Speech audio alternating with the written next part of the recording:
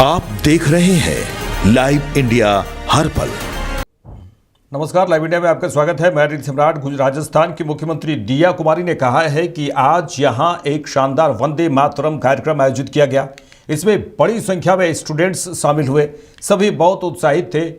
गणतंत्र दिवस है कल, और जिस तरह से आज यहां सभी ने देशभक्ति और देश के प्रति प्यार की भावना दिखाई, वह बहुत बढ़िया था। यह बहुत अच्छी बात है कि बच्चों में कम उम्र से ही यह भावना विकसित हो रही है। भव्य प्रोग्राम हुआ है, कार्यक्रम हुआ है। एचएसएस फाउंडेशन के द्वारा वंदे मातरम का जो आज यहाँ पर कार्यक्रम हुआ है, उसके लिए मैं उनका बहुत बहुत आभार व्यक्त करती हूँ। बहुत बड़ी संख्या में आज यहाँ पर स्टूडेंट्स भी आए हैं।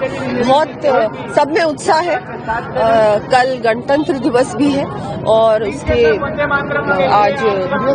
आज के दिन जिस तरह से सब में देशभक्ति की भावना है, राष्ट्र प्रेम की भावना है, बहुत अच्छा लगा। स्टूडेंट्स में, नई पीढ़ी में अगर ये आज से अभी से ये भावना होगी तो मुझे लगता है आगे बहुत ये शुभ संकेत है हमारे देश के लिए। बहुत अच्छा है कि इस छोटी उम्र से ही बच्चों में ये भावना। चलिए आगे बढ़ेंगे। केंद्रीय मंत्री शिवराज सिंह चौहान ने कहा है कि स्वयं सहायता समूह की दीदियां और प्रधानमंत्री आवास योजना की लाभार्थी दीदियां गणतंत्र दिवस पर विशेष गेस्ट के रूप में दिल्ली में पधारी हैं और कल गणतंत्र दिवस के कार्यक्रम में भाग लेंगी। राष्ट्रीय आजीविका मिशन ने महिला सशक्तिकरण की एक नई क्रांति भारत में खड़ी की है। उन्होंने कहा है कि प्रधानमंत्री नरेंद्र मोदी ने 3 करोड़ लखपति दीदी बनाने का जो लक्ष्य दिया था, और हम उस लक्ष्य के करीब पहुंच गए। कामनाएं आज हमारे NRLM के अंतर्गत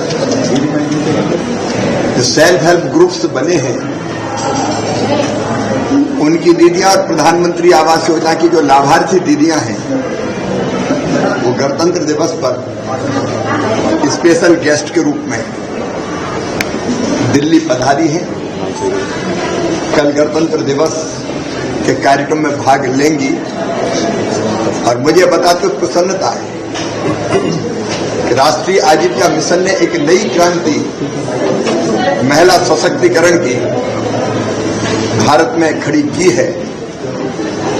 बहनों का आर्थिक सशक्तिकरण आज बहुत बताते हुए प्रसन्नता है कि प्रधानमंत्री जी ने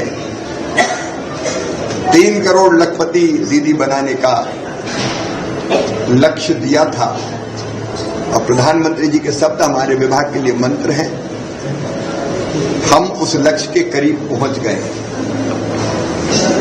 एक चमत्कार हुआ है जिसमें कल तक घर के अंदर रहने वाली, घोर गरीबी में जीवन व्यतीत करने वाली हमारी दीदियां आज लखपति दीदी बन रही हैं।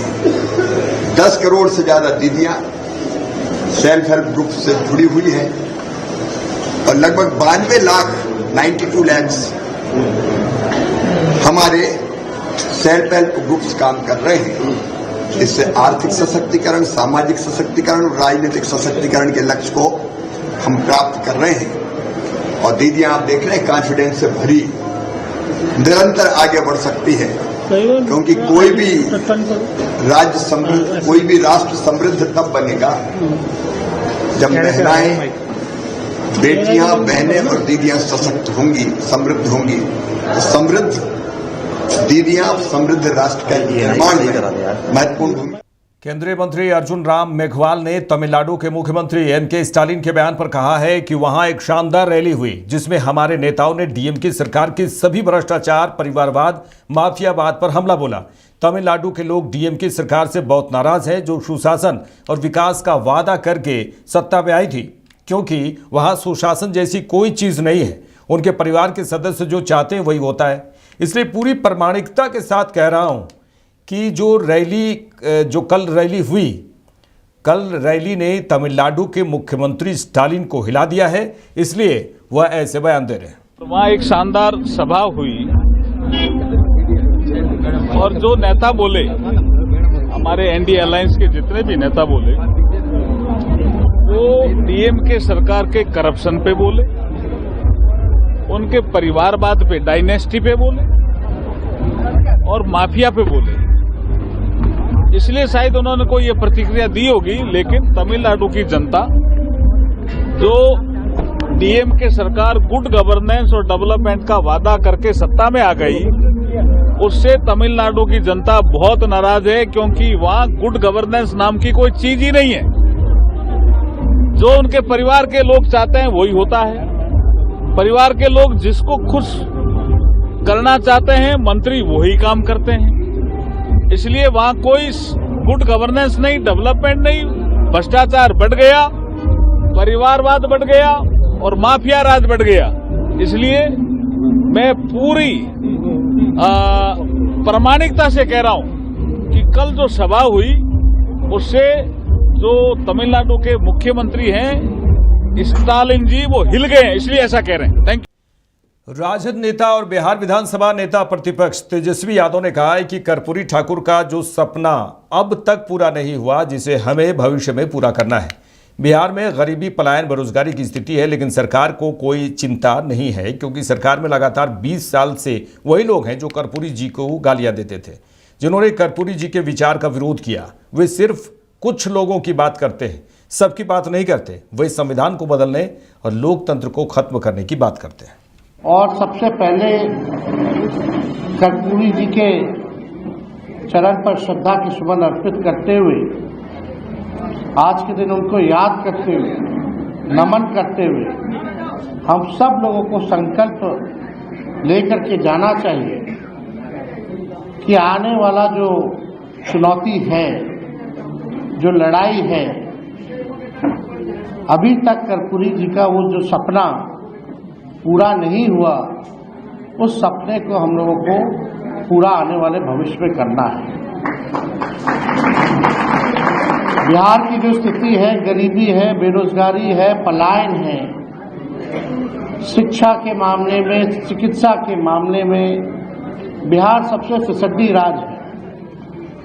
न कारखाना है, न फैक्ट्री है, न उद्योग है, मजदूर बदहाल है, किसान तबाह है, लेकिन सरकार को कोई चिंता नहीं है, क्योंकि सत्ता में जो लोग हैं लगातार 20 सालों से भी ज्यादा, वो लोग वही हैं जो कर्पूरी जी को गालियां देते थे।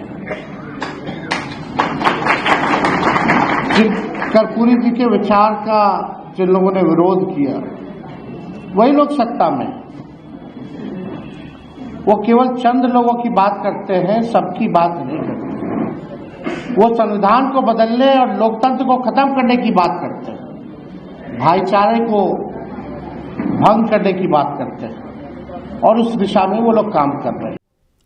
बिहार के डिप्टी सीएम विजय कुमार सिन्हा ने आरजेडी नेता तेजस्वी यादव जो बयान दिए हैं, उसी पर उन्होंने कहा कि कर्पूरी ठाकुर बिहार के सच्चे सपूत थे, जिन्होंने ईमानदारी, सादगी और सबका साथ सबका विकास सरोकार से अपनी पहचान बनाई। प्रधानमंत्री ने उन्हें भारत रत्न से सम्मानित किया। इस तरह एक योग्य व्यक्ति को देश का सर्वोच्च सम्मान दिया, और वह व्यक्ति जो नेता प्रतिपक्ष है यानी तेजस्वी यादव पर सीधे सीधे उन्होंने हमला बोलते हुए कहा कि उनके पिता, नेता प्रतिपक्ष तेजस्वी यादव के पिता किसे कपटी कहते थे सभी लोग जानते हैं, और वह दलितों और पिछड़े वर्गों को कैसे हतोत्साहित करते थे, उनके पिता लालू प्रसाद यादव। जननायक कर्पूरी ठाकुर जी बिहार के वो सच्चे सपूत हैं जो ईमानदारी, सादगी के साथ सबका विकास, सबको लेके चलने वाले, और भवकाल नहीं सरोकार से अपनी पहचान बनाए। अभाव में भी जिसने अपना प्रभाव को छोड़ा, और आज देश के प्रधानमंत्री नरेंद्र मोदी जी ने भारत रत्न देकर ऐसे वंचितों को देश के सर्वोच्च सम्मान से सम्मानित किए। और वो व्यक्ति जो नेता प्रतिपक्ष तेजस्वी यादव जी हैं, उनके पिताजी क्या कहते थे, याद है लोगों को? किसको कपटी कहते थे, किस तरह से दलितों को, पिछड़ों को, कमजोर को लज्जित करते थे, डिमोरलाइज करते थे, बदनाम करते थे। आज उनको अखर रहा है कि हम जननायक कर्पूरी ठाकुर का सम्मान करते तो हम ये रोड पर घूमते नजर नहीं आते। भारतीय जनता पार्टी एनडीए गठबंधन जिसको लोग उपेक्षित करते हैं, अपमानित करते हैं, देश के प्रधान सेवक हमारे प्रधानमंत्री उसको पूजते हैं और एनडीए उसको पूजता ही नहीं, उसको सम्मान देता है, अपने स्वाभिमान का प्रतीक बनाता है। राहुल गांधी वोट चोरी से आगे क्यों नहीं बढ़ रहे हैं? ट्विटर पे फिर से लिख रहे हैं कि भाजपा चाह रही है कि इलेक्शन कमीशन बैठ जाए, एक वोट एक जो हक है वो खत्म करना चाह रही है लोगों का। देखिए, राहुल गांधी और तेजस्वी यादव जी अनुकंपा की राजनीति से सोने के चम्मच लेकर जन्म लिए हैं। ये राजतंत्र के भाव से लोकतंत्र को बदलना चाहते हैं, जनता नकार दी है, उसके बाद भी इनकी अहंकार नहीं गई है। अब आगे इनको और इस तरह। कांग्रेस सांसद मनीष तिवारी ने कहा, वित्त मंत्री ने 2019 में कारपोरेट जगत को बहुत सारी छूट दी थी, इसके बावजूद भारत की अर्थव्यवस्था में निजी निवेश बढ़ा नहीं है। जब तक भारत की अर्थव्यवस्था निजी निवेश पर चलनी नहीं शुरू होती, तब तक सभी आंकड़े केवल एक मायाजाल है। उन्होंने कहा कि जमीनी स्तर पर बेरोजगारी जोरों पर है, महंगाई के कारण आम लोगों की कमर टूट चुकी है, जीडीपी के नंबर अर्थव्यवस्था की वास्तविकता को नहीं दर्शा रहे हैं। देखिए, बुनियादी बात यह है कि 2019 में वित्त मंत्री ने जो कॉरपोरेट जगत है उसको बहुत सारी छूट दी थी, जो कॉर्पोरेट इनकम टैक्स है उसमें, पर उसके बावजूद जो निजी निवेश है भारत की अर्थव्यवस्था में वो पिछले 6 साल से बढ़ा नहीं है। तो सरकारी निवेश से या पब्लिक कैपिटल एक्सपेंडिचर से भारत की अर्थव्यवस्था पिछले 6 वर्ष से चलती रही और इसलिए ये बहुत ही महत्वपूर्ण हो जाता है कि जब तक ये जो निवेश है निजी निवेश वो भारत की अर्थव्यवस्था में नहीं होना शुरू होता, भारत की अर्थव्यवस्था निजी निवेश पे नहीं चलनी शुरू होती, तब तक जो भी आंकड़े दिए जा रहे हैं ये सिर्फ आंकड़ों का मायाजाल है। ज़मीनी स्तर के ऊपर बेरोजगारी चरम सीमा पे है, जो महंगाई है उसके कारण आम गृहिणी की कमर टूट गई है और इसलिए ये जो जीडीपी के नंबर दिखाए जाते हैं, ये जीडीपी के नंबर जो वास्तविकता है अर्थव्यवस्था की उसको नहीं दर्शा। मेरे साथ इस बुलेटिन में इतना ही। देश दुनिया की तमाम खबरों के लिए देखते रहिए लाइव इंडिया। नमस्कार।